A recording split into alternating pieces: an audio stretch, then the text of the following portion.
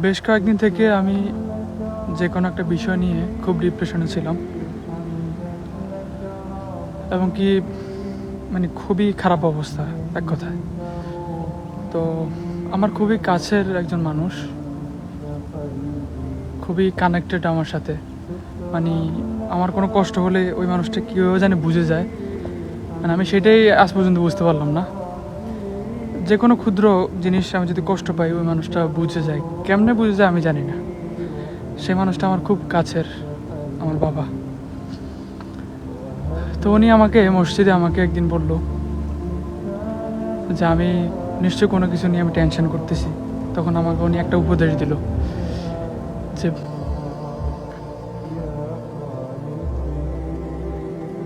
খারাপ অবস্থায় থাকবো, ভালো অবস্থায় থাকবো, তিনটা জিনিস যাতে আমি সবসময় কন্টিনিউ করি। ঠিক আছে? 1 নম্বর হচ্ছে নামাজ। আমি যে অবস্থায় থাকি না কেন, নামাজ যাতে আমি না ছাড়ি। 2 নম্বর হচ্ছে দিনের যতটুকু সময়, ওই সময় থেকে কিছু সময় হলেও আমি বের করে যেতে নিই, আমি যাতে একটা লাইন, একটা আয়াত বা একটা সূরা যাতে আমি কোরআন শরীফ তেলাওয়াত করি। এবং কি লাস্টে এটা বলছে যে নিজের অর্জিত টাকা অথবা যে কোনোভাবে আমার কাছে টাকা আসছে, ওই টাকা থেকে যাতে 1 টাকা হলেও সামর্থ্য অনুযায়ী আমি যাতে আল্লাহর রাস্তায় দান করি, কোনো একটা গরিব দুঃখী অথবা মসজিদে আমি যেন টাকা দান করি। তো যে কথা সেই কাজ আমি কন্টিনিউ করতে লাগলাম আব্বুর দেওয়ার পরামর্শ। আসলে আমি খুব বেশি ডিপ্রেশনে ছিলাম, খুব বেশি কষ্টে ছিলাম। আমি চাইছিলাম যে কোনো একটা মাধ্যমে যদি আমি একটু শান্তি পাই। তা আব্বুর ওই কথাটা আমি আর ফালাইতে পারিনি। আমি ওই অনুযায়ী স্টার্ট করতে লাগলাম। এখন দেখা গেছে আমি 5 ওয়াক্ত নামাজ জায়গায় আমি প্রথম দিন 3 ওয়াক্ত পড়তে পারছি, 2 ওয়াক্ত পড়তে পারিনি। দ্বিতীয় দিন 4 ওয়াক্ত পড়তে পারছি, 1 ওয়াক্ত পড়তে পারিনি। তো এরকম কন্টিনিউ করতে করতে আমি 5 ওয়াক্ত নামাজে কন্টিনিউ করতে পারতেছিলাম, আলহামদুলিল্লাহ। আর কোরআন শরীফ আমি সবসময় পড়ছি, যতটুকু পারছি দান করছি। হ্যাঁ, তো একদিন আমি সূরা দোহা পড়তেছিলাম। তো দোহা পড়তে পড়তে আমি যখন একবার পড়ছি, তখন আমার আরেকবার পড়তে ইচ্ছে করলো। যে আমার কোরআন শরীফের প্রতি মায়াটা বেড়ে গেল হঠাৎ।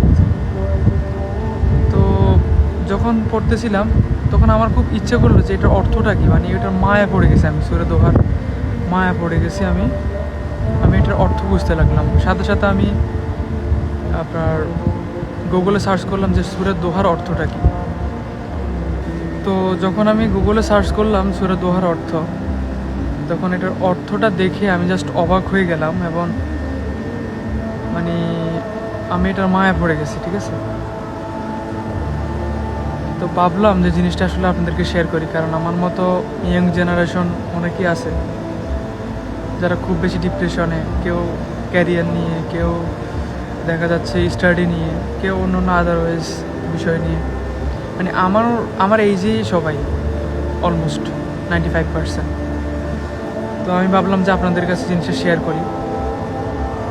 তো আল্লাহ তাআলা বলতেছে সূরা দোহার 4 নম্বর আয়াতে বলতেছে, আমি অর্থটা বলতেছি আপনাদেরকে, যে আপনার পরবর্তী দিন, অর্থাৎ আপনার ফিউচার, আপনার পূর্ববর্তী দিন, আপনার ফাস্ট অতীত থেকে বেটার হবে। আল্লাহ তাআলা নিজেই বলতেছে যে আপনার অতীত থেকে আপনার ভবিষ্যৎ অনেক বেশি বেটার হবে, উজ্জ্বল হবে। তো যেখানে আল্লাহ তাআলা বলতেছে যে আপনার ভবিষ্যৎ সুন্দর হবে অতীত থেকে, সেখানে শুধু বেটার না, বেস্ট হবে ইনশাআল্লাহ। তো ওই আয়াতটা দেখার পরে আমার যত কষ্ট, যত ডিপ্রেশন ছিল সব আমার এক নিমেষে শেষ হয়ে গেল। তো আল্লাহ তাআলার এই যে কোরআন শরীফের সব কিছু সলিউশন আছে, ভালো খারাপ সব কিছু সলিউশন আছে। ঠিক আছে? এই যে আমি ডিপ্রেশনে ছিলাম, এক নিমিষে সূরা দোহাটা যখন পড়ছি, আল্লাহ তাআলাই মনে হয় এটা করছে। একটা অর্থ জানতে বা কেন ইচ্ছে করলো, আর আমি কেন এবার গুগলে সার্চ করলাম, সাথে সাথে আমার অন্তরটা শীতল হয়ে গেছে।